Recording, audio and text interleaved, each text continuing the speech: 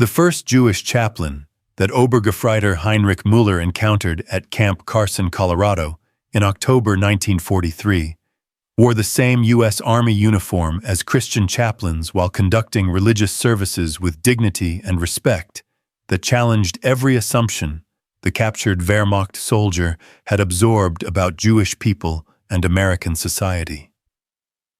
Rabbi David Goldstein's presence as a respected military officer contradicted years of Nazi indoctrination that had portrayed Jews as enemies of civilization.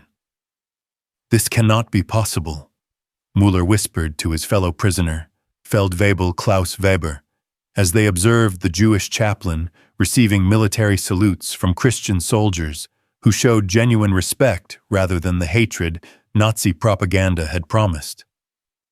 "Our training taught us that Jews controlled America from shadows, not that they served openly as religious leaders in their military. These were German soldiers who had been systematically indoctrinated with Nazi anti-Semitic ideology that portrayed Jewish people as parasitic enemies who destroyed nations from within through deception and manipulation." The concept of Jewish military chaplains serving alongside Christian colleagues seemed to violate fundamental Nazi assumptions about racial conflict and social organization.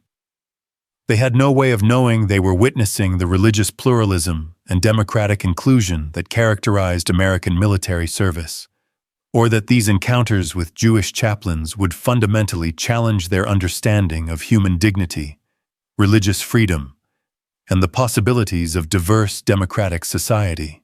Obergefreiter Heinrich Müller had arrived at Camp Carson carrying ideological baggage that included systematic Nazi anti-Semitic indoctrination, portraying Jewish people as existential enemies of German civilization and Western culture. Wehrmacht training had presented anti-Semitism as scientific fact rather than prejudicial belief, creating systematic hatred disguised as rational analysis of social and political relationships.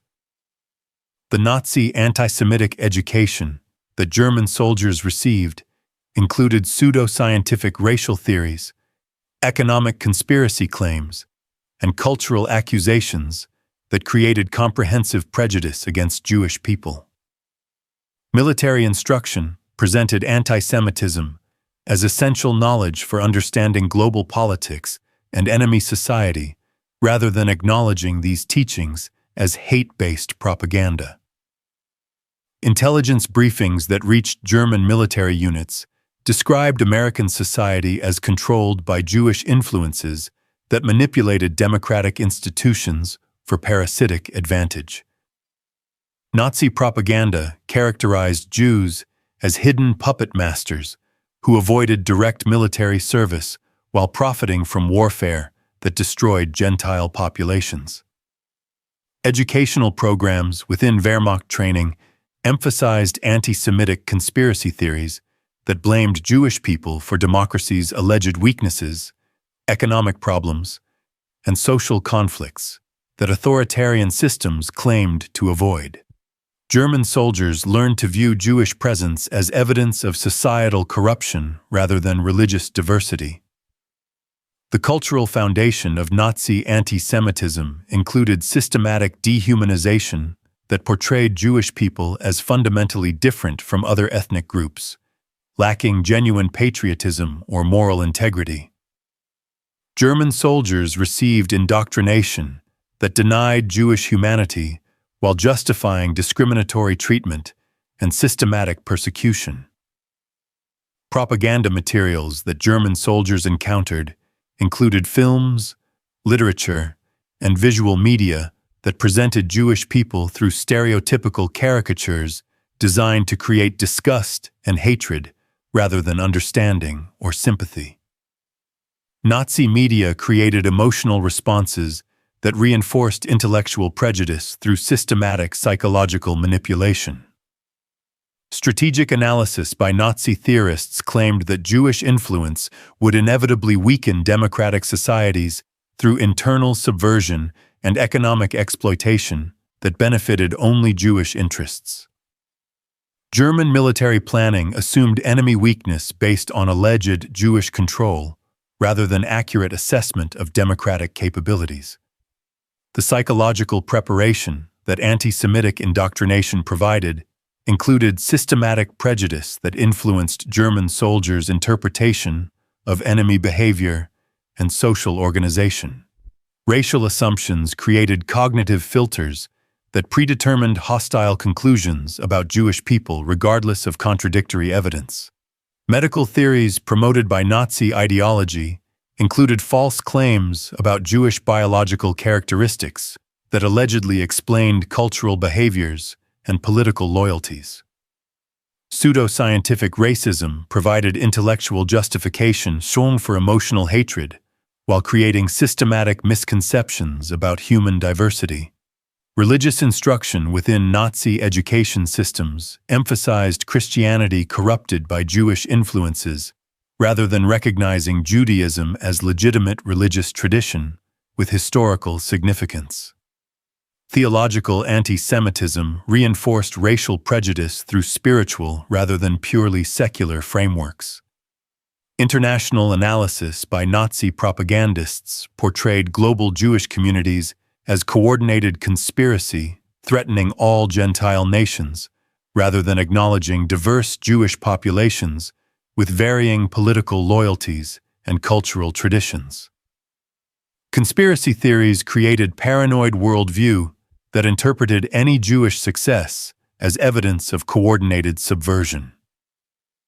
Resource allocation within Nazi policy reflected anti-Semitic assumptions that Jewish presence indicated economic parasitism rather than productive contribution. German soldiers learned to view Jewish economic activity as theft rather than legitimate business or professional service. The anti-Semitic indoctrination was comprehensive and emotionally powerful, creating expectations about Jewish behavior that would be systematically contradicted by direct observation of Jewish military chaplains serving with honor and receiving genuine respect from Christian colleagues in American armed forces.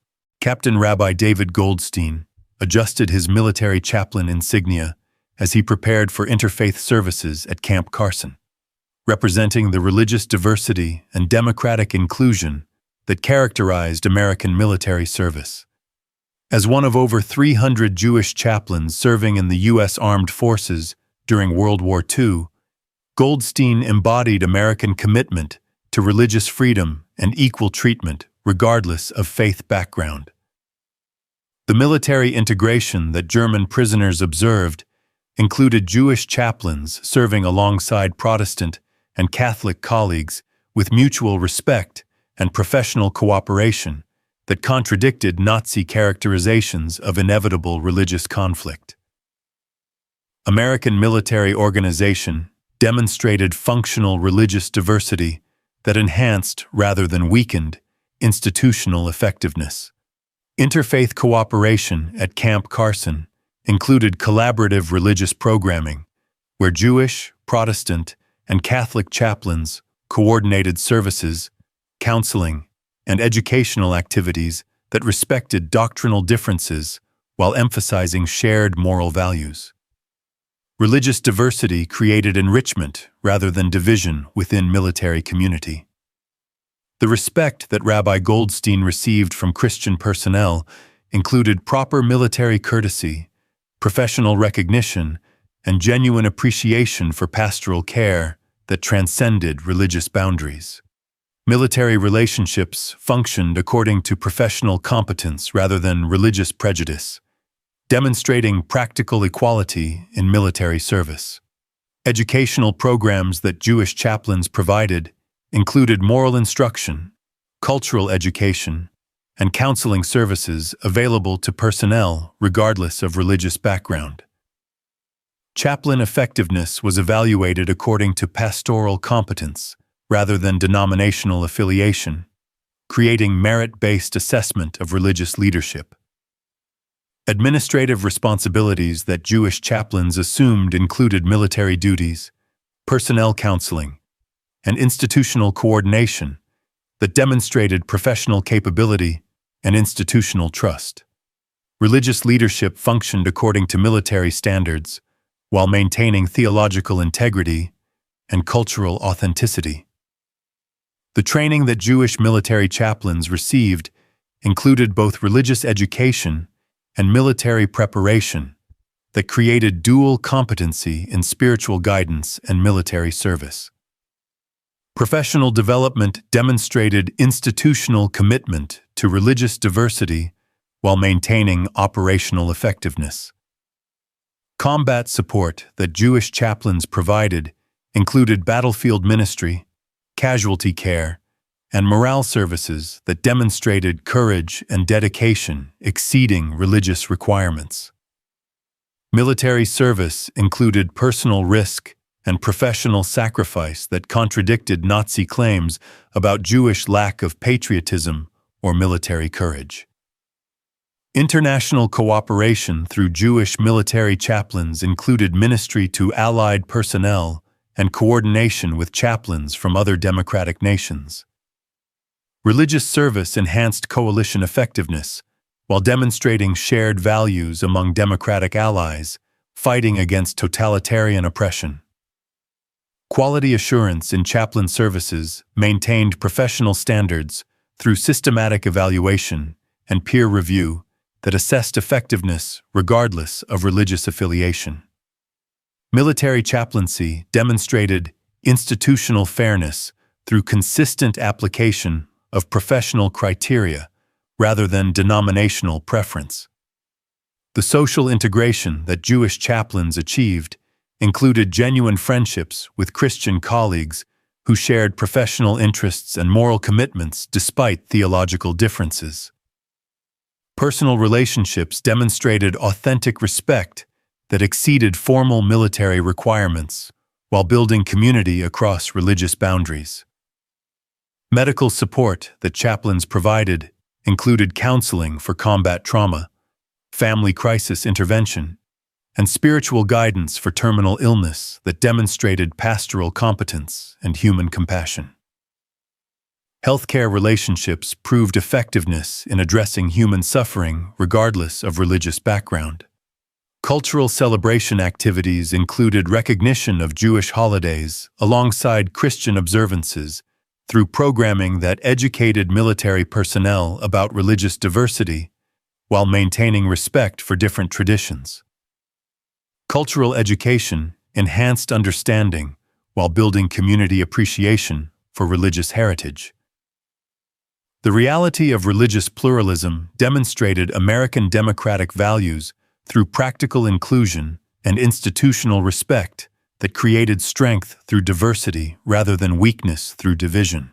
November 1943, Heinrich Müller struggled with profound cognitive dissonance as daily observation of Rabbi Goldstein's respected military service systematically contradicted years of Nazi anti-Semitic indoctrination about Jewish character and social behavior.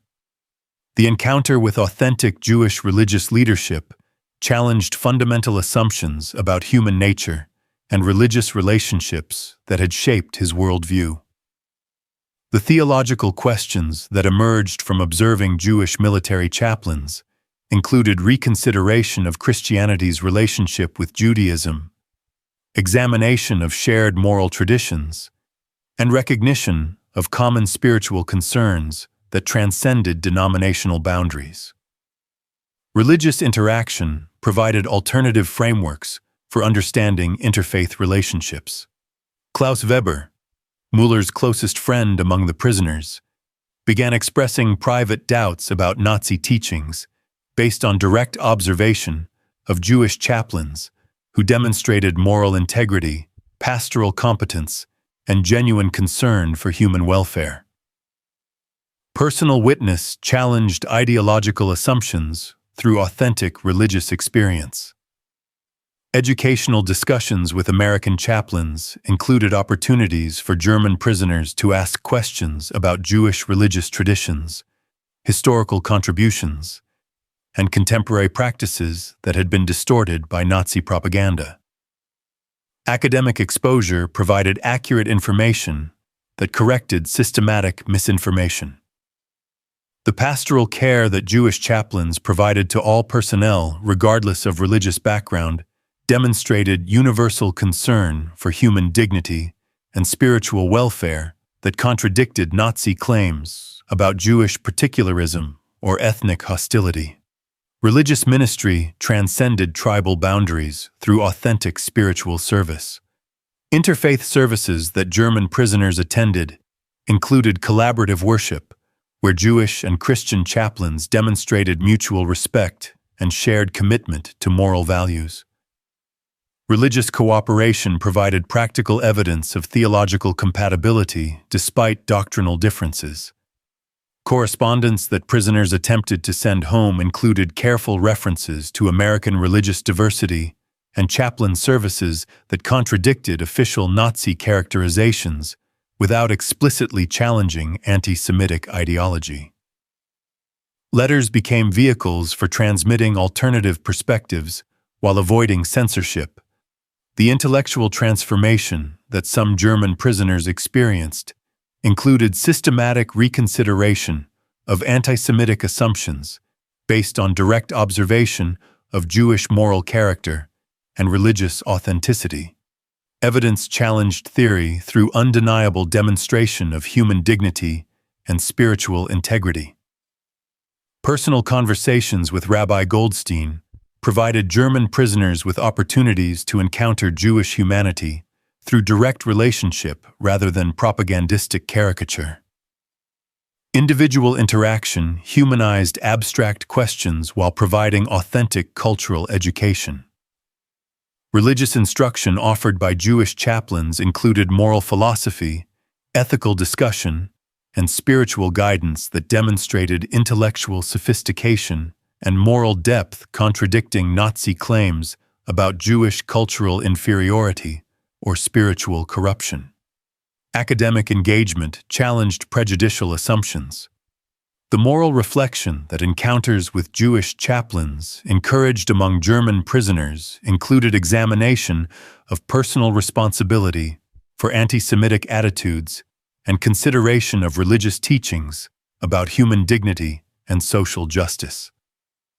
Spiritual guidance provided frameworks for moral reconstruction.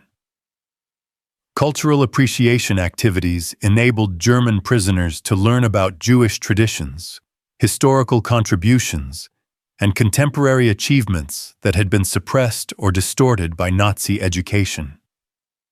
Cultural exposure challenged ignorance while building understanding across religious boundaries.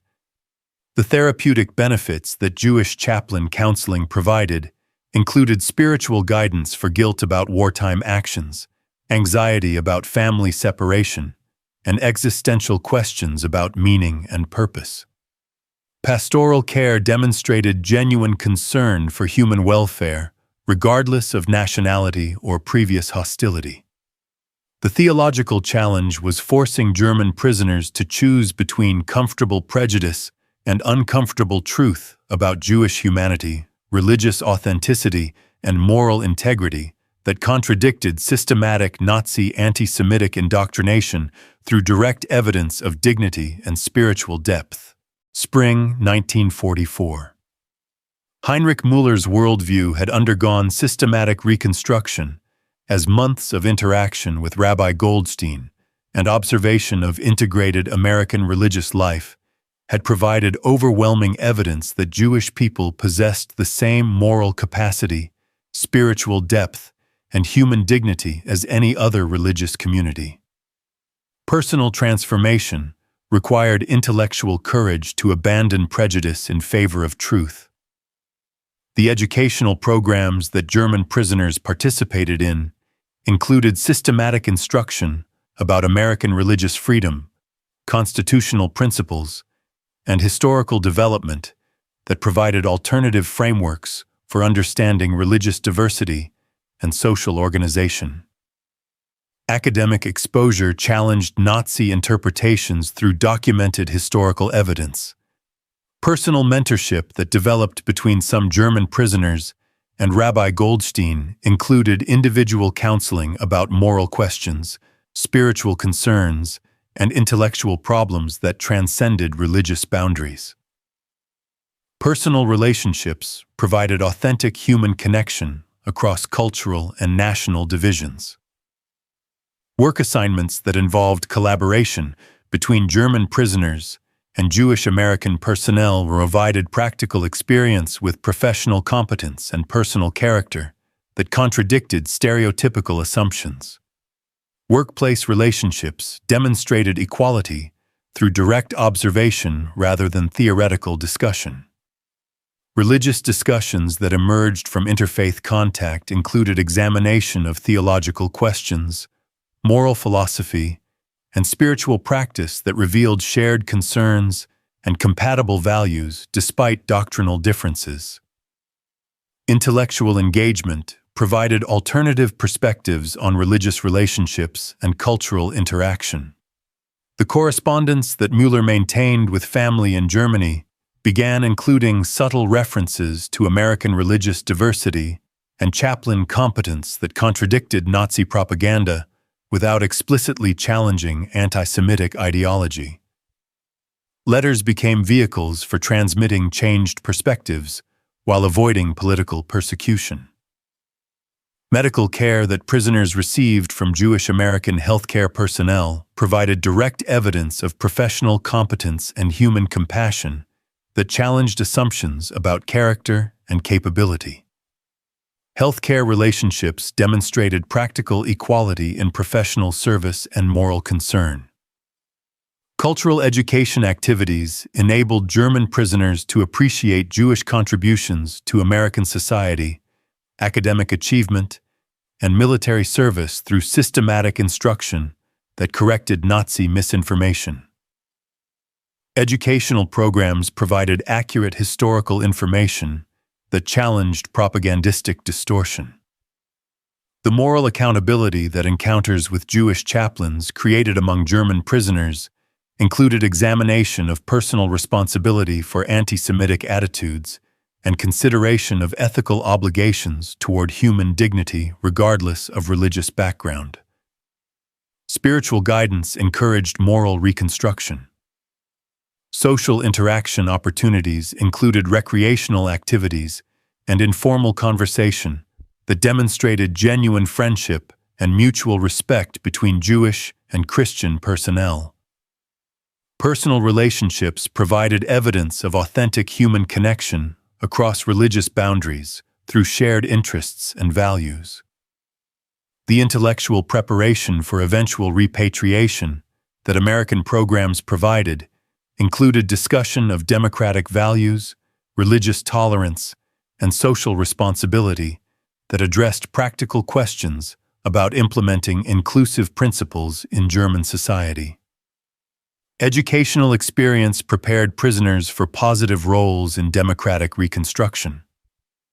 Academic instruction about Holocaust atrocities began filtering into prisoner education programs through carefully managed exposure to documentary evidence that challenged Nazi denial and minimization of systematic persecution.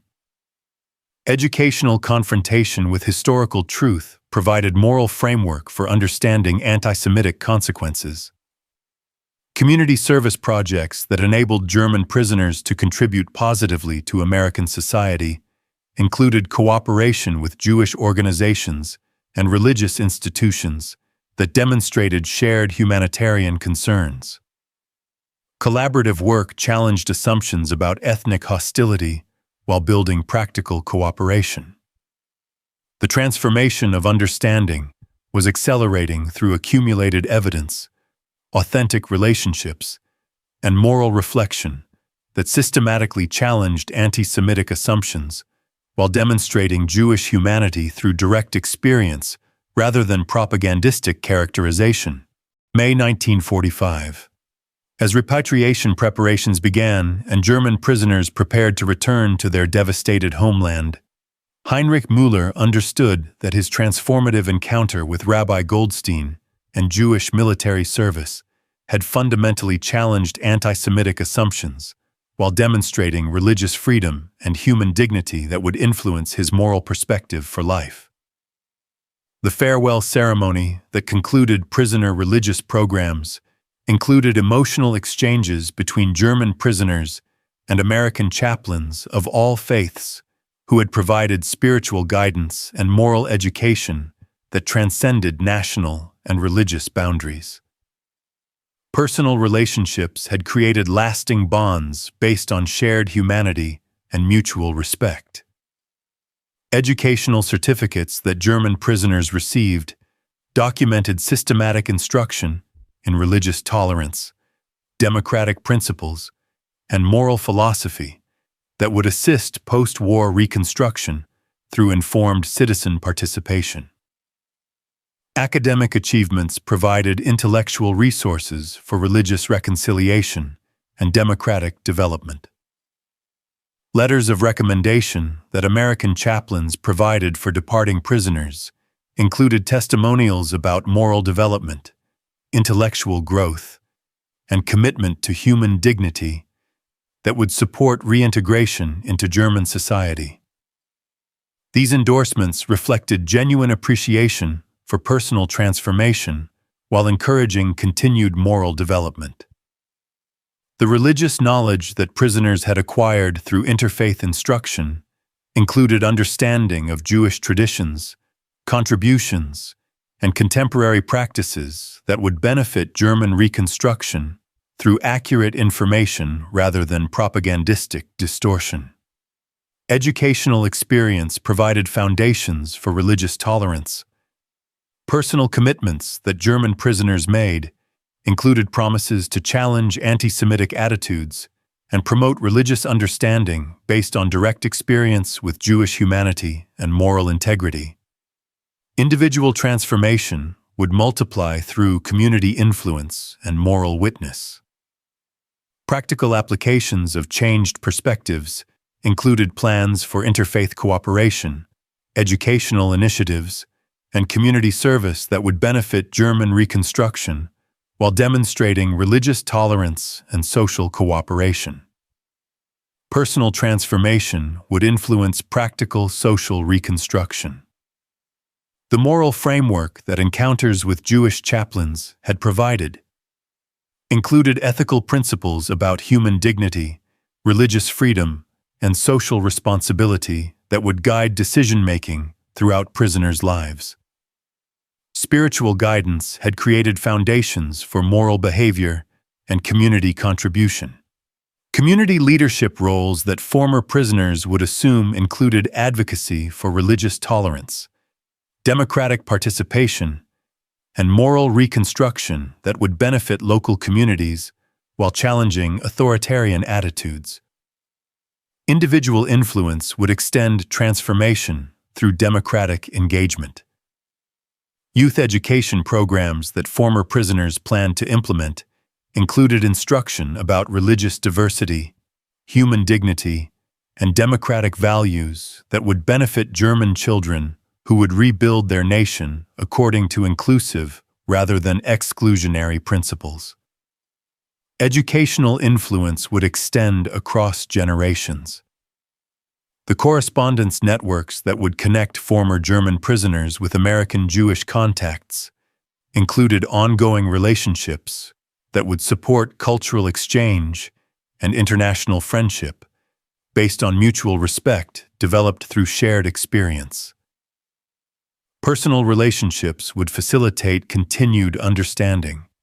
Academic preparation that some prisoners had received through American educational programs would enable continued study and intellectual development that would contribute to German reconstruction through educated participation in democratic society.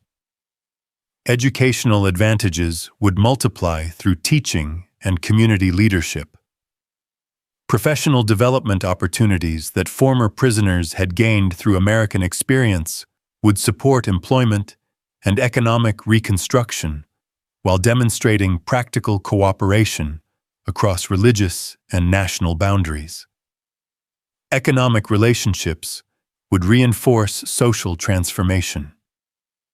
The men returning to Germany carried transformative evidence that Jewish people possessed moral integrity, spiritual depth, and human dignity that contradicted Nazi anti-Semitic propaganda through direct experience of religious leadership and authentic friendship. Their witness would influence German moral reconstruction toward inclusive democracy based on religious freedom and human equality. If this incredible story of how personal encounters challenged religious prejudice and demonstrated the power of interfaith understanding inspired you, make sure to subscribe to our channel for more amazing tales of transformation and hope during World War II.